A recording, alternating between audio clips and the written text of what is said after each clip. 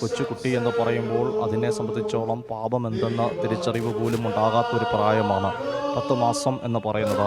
അതിനെ അതായത് മുലപ്പാലിൻ്റെ മധുരം നുകരുന്ന ഘട്ടം കഴിഞ്ഞിട്ടില്ല എന്നാണ് പറയേണ്ടത്. ആ മുലപ്പാലിൻ്റെ ആ രുചി അത് അമൃത് പോലെ കുടിക്കുന്ന പ്രായം പോലും കഴിയുന്നതിന് മുമ്പേ അപകടമെന്ന വലിയ ഒരു ഇതിൽ കൂടെ, അല്ലെങ്കിൽ നിർഭാഗ്യവശാൽ അപകടത്തിൻ്റെ രൂപത്തിൽ അത് മരണം അതിന് മുമ്പിലേക്ക് വരികയും മരണത്തിന് കീഴ്പ്പെടേണ്ട ഒരു സാഹചര്യം ഉണ്ടാകുന്നു എന്നാണ് സത്യം. ആ കുടുംബം നമുക്ക് ഒരു ആദ്യത്തെ കൊച്ചുമകൾ എന്ന് പറയുമ്പോൾ എത്രമാത്രം വലിയ സന്തോഷത്തോടെയും പ്രതീക്ഷയോടെയായിരിക്കാം കഴിഞ്ഞ 10 മാസം ആ കുടുംബം മുമ്പോട്ട് പോയത് എന്നതാണ് ഏറ്റവും പ്രധാനപ്പെട്ടത്. ആലിൻ മോളുടെ അച്ഛനെയും അമ്മയും പറ്റിയും സമൂഹത്തിന് വലിയ മതിപ്പുള്ള ഒരു കുടുംബം കൂടിയാണ്. അല്പസമയം ജോർജ് മാത്തൻ മെമ്മോറിയൽ ഹോസ്പിറ്റലിനെ അതിൻ്റെ ബന്ധപ്പെട്ട ആളുകൾ അനുസ്മരിച്ചപ്പോൾ ആ കാര്യം സൂചിപ്പിക്കുകയും ചെയ്തു. ആലിൻ മോളുടെ മുത്തച്ഛൻ റജി ഷോമൽ, അദ്ദേഹം മുൻ പഞ്ചായത്ത് പ്രസിഡൻ്റാണ്, മുൻ CPIM-ൻ്റെ പ്രവർത്തകൻ കൂടിയാണ്. അപ്പോൾ അദ്ദേഹത്തിൻ്റെ ഒരു പൊതുപ്രവർത്തകൻ എന്ന നിലയിലും സമൂഹത്തിൽ വലിയ മതിപ്പുള്ള ഒരു വ്യക്തി കൂടിയാണ്. അത്തരമൊരു കുടുംബത്തിൽ ആ കുഞ്ഞ് ജനിക്കുകയും സ്വാഭാവികമായി ആ കുഞ്ഞിനും ആ സ്വീകാര്യത സമൂഹത്തിൽ ലഭിക്കുകയുണ്ടാവും. ആ കുട്ടിയുടെ വിയോഗം ഇന്ന് വാലുമണ്ണിൽ കുടുംബത്തിൻ്റെ മാത്രമല്ല, കേരള മനസാക്ഷിയുടെ, കേരളക്കരയുടെ ആകെ ദുഃഖമായി മാറിയിരിക്കുകയാണ്. ഇപ്പോൾ നമുക്ക് ദൃശ്യം പോലും കാണാൻ സാധിക്കും.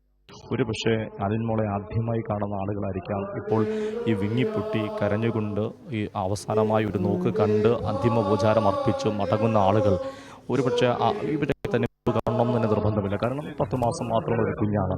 അങ്ങനെയുള്ളൊരു കുഞ്ഞിനെ സ്വന്തം കുഞ്ഞെന്ന നിലയിൽ കണ്ണീരോടെ വിങ്ങിപ്പൊട്ടി ആളുകൾ കാണണമെങ്കിൽ എത്രത്തോളം മനസ്സ് വേദനിക്കുന്നുണ്ടായിരിക്കാം, എത്രത്തോളം ഹൃദയം മുറിവേൽക്കുന്നുണ്ട് ആ കുഞ്ഞിൻ്റെ മരണത്തിൽ എന്ന് തന്നെയാണ് സൂചിപ്പിക്കുന്നത്. അപ്പോൾ അവിടെയാണ് നമ്മൾ മനസ്സിലാക്കേണ്ടത്. ആ കുടുംബത്തിനോടൊപ്പം ഒരു സമൂഹം നിൽക്കുന്നു.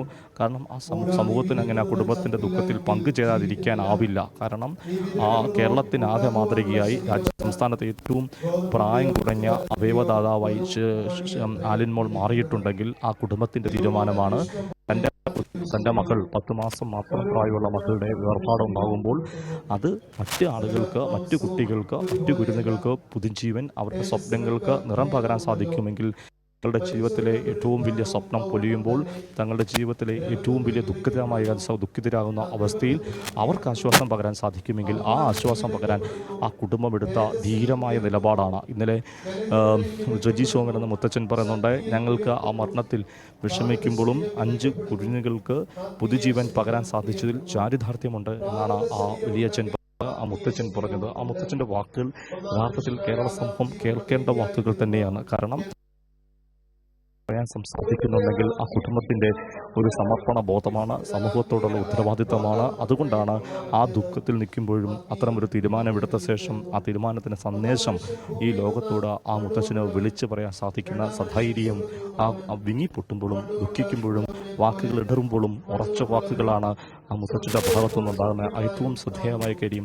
ഏറ്റവും ശ്രദ്ധേയമായ വാക്കുകൾ റജി ഷോമലിൻ്റെ ഭാഗത്തുനിന്നുണ്ടായത്, എൻ്റെ കൊച്ചുമകൾ നഷ്ടപ്പെട്ടപ്പോൾ എനിക്കിപ്പോൾ 5 കൊച്ചുമകൾ ഉണ്ടായ അനുഭവമെന്ന ആ ഉറച്ച ശബ്ദം, യഥാർത്ഥത്തിൽ വാക്കുകൾ ഇടറിക്കൊണ്ട് അദ്ദേഹം സംസാരിക്കുമ്പോഴും ആ വാക്കുകൾക്ക് ഏറ്റവും ദൃഢതയുണ്ട്, ഏറ്റവും മാതൃകപരമാണ്. ഒരുപക്ഷെ നമ്മൾ മലയാളികൾ എക്കാലവും നമ്മുടെ ഓർക്കേണ്ടതും കേൾക്കേണ്ടതുമായ വാക്കുകളാണ്.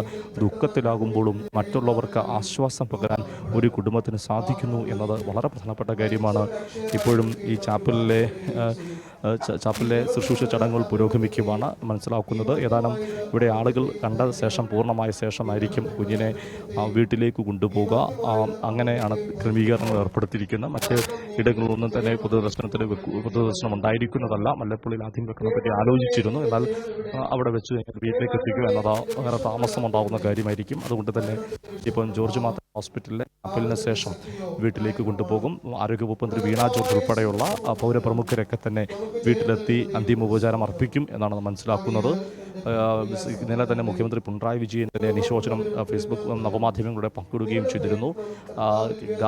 കേരളത്തിൻ്റെ സംസ്ഥാന സർക്കാരിൻ്റെ ഔദ്യോഗിക ബഹുമതികളോടെ തന്നെയാണ് മൃതദേഹം സംസ്കരിക്കുക എന്ന് മുഖ്യമന്ത്രി അറിയിക്കുകയും ചെയ്തിരുന്നു. ഒരു 10 മാസം മാത്രമുള്ള പിഞ്ചോമനിക്ക് അങ്ങനെ ഔദ്യോഗിക ബഹുമതികളോടെ യാത്രയപ്പ് നൽകണമെങ്കിൽ എത്രമാത്രം കേരള സമൂഹം ആ കുടുംബത്തോട് കടപ്പെട്ടു എന്നാണ് ആ നടപടിയിലൂടെ വ്യക്തമാകുന്നത് ഏറെ ദുഃഖകരമായ ഒരു സാഹചര്യം തന്നെ ഇപ്പോഴും എവിടെയും നിശബ്ദത തളം കെട്ടി നിൽക്കുന്ന സാഹചര്യവും എവിടെയും ദുഃഖത്തിൻ്റെ ഇത് മാത്രമാണ് ഉള്ളത്.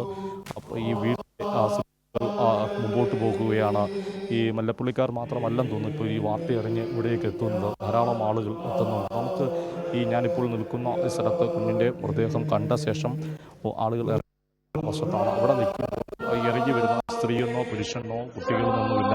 എല്ലാ ആളുകളും വലിയ ദുഃഖഭാരത്തോടെ, ചില ആളുകൾ കണ്ണീർ പൊഴിച്ചുകൊണ്ട് ആവില്ല. ഒരു പക്ഷേ അവരുടെ മുഖത്തിലേക്ക് നമ്മൾ സൂക്ഷിച്ചു നോക്കിയാൽ നമ്മളും സാഹചര്യമാണ് ഉള്ളത്. വലിയ ദുഃഖത്തോടെ കടന്നു പോകും. നമുക്ക് ആ പ്രാർത്ഥനാ ചടങ്ങുകൾ പുരോഗമിക്കുകയാണ്. അതിൻ്റെ അല്പസമയം നമുക്ക് അതിലേക്കൂടെ കടത്താം. അതെ, സിജു പറഞ്ഞതുപോലെ തന്നെ ഈ ഒരു നിമിഷം കണ്ടു നിൽക്കുവാൻ പറ്റുന്നതല്ല. അത്രയധികം വേദനാജനകമായിട്ടാണ് നമ്മൾ ഈ ഒരു നിമിഷത്തെ ഇപ്പോൾ കണ്ടുകൊണ്ടിരിക്കുന്നത്. ഇപ്പോൾ നമുക്കറിയാം, ഈ കുഞ്ഞാളിന് ഈ ലോകത്തേക്ക് വരുന്നത് 10 മാസം മുമ്പ് അവൾ ഈ ലോകത്തേക്ക് വരുന്നത് അരുണിൻ്റെയും ഷെറിൻ്റെയും കുഞ്ഞായിട്ടാണ്. എന്നാൽ അവൾ ഇന്ന് ഈ ലോകത്തു നിന്ന് മടങ്ങുന്നത് നമ്മുടെ ഓരോരുത്തരുടെയും പിഞ്ചോമനയായിട്ടാണ്. അത്രയധികം വേദനാജനകമായിട്ടാണ് നമ്മൾ ഈ ഒരു സമയത്തെ കടന്നു പോകുന്നത്. അത്രയേറെ കരുതലോടെ, സ്നേഹത്തോടെ അവളുടെ ഓർമ്മകളെ നമ്മളെല്ലാവരും നമ്മുടെ നെഞ്ചിലേക്ക് ചേർത്ത് വെക്കുകയാണ്.